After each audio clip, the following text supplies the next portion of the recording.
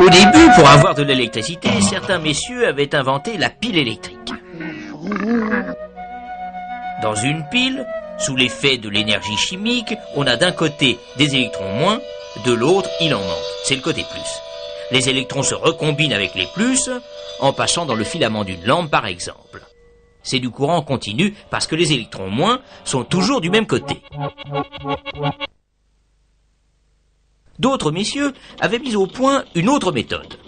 Avec des fils bien isolés, ils faisaient une bobine. Et devant, ils s'amusaient à faire tourner un aimant.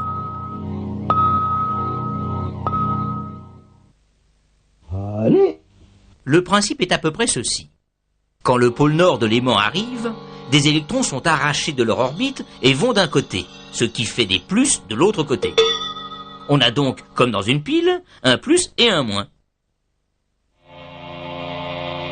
Évidemment, dès qu'on ne tourne plus, il ne se passe plus rien. C'est logique dans un sens. On ne peut pas faire de l'énergie, même électrique, à partir de rien. Alors si on continue à tourner, c'est le pôle sud de l'aimant qui arrive devant la bobine. Et là, il se passe exactement le contraire de tout à l'heure. Le plus devient le moins et vice-versa. On a encore du courant, oui, mais dans l'autre sens. De sorte que le courant va alternativement dans un sens, puis dans l'autre. C'est ce qu'on appelle du courant alternatif. Mais les autres disaient que l'électricité qui change de sens comme ça, à tout bout de champ, ce n'est pas de la vraie électricité. Évidemment, ça clignotait. L'aimant ne tournait pas très vite. Alors profitons-en pour savoir ce qui se passe grâce à notre caméra spéciale et pour faire un peu de théorie. Cette flèche représente le sens et l'intensité du courant.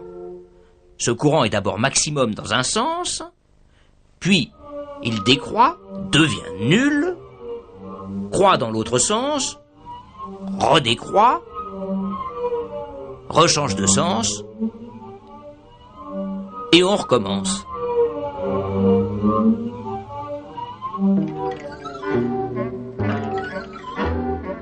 Si le courant redevient maximum dans un sens une fois par seconde comme ici, on dit que la fréquence du courant est de 1 Hz.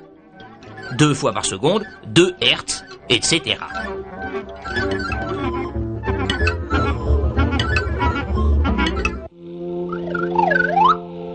Il y a une autre façon, plus amusante, de voir les choses.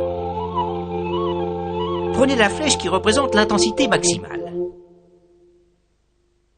Faites-la tourner dans un cercle imaginaire que vous dessinez à côté du fil. Eh bien, à n'importe quel moment, l'intensité réelle qui passe dans le fil est égale à ceci. C'est-à-dire la projection ou l'ombre de la flèche tournante sur le fil.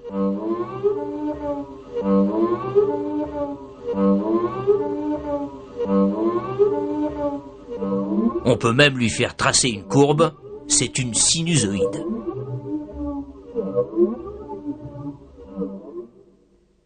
Mais revenons à nos messieurs. Ils perfectionnent leur alternateur. L'aimant se met à tourner plus vite, la fréquence du courant augmente, 4 Hz. Vers 10-12 Hz, ça ne clignote déjà presque plus. Et à 50 Hz, alors là, on ne s'aperçoit plus de rien. Or 50 Hz, c'est la fréquence du courant alternatif qui arrive aujourd'hui chez vous. L'éclairage, le chauffage marchent tout aussi bien. Les moteurs électriques aussi.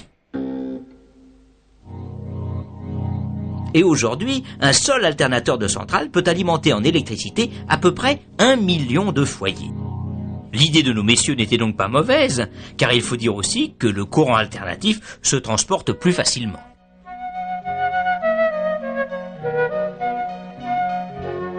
Mais pourquoi faut-il de très hautes tensions ?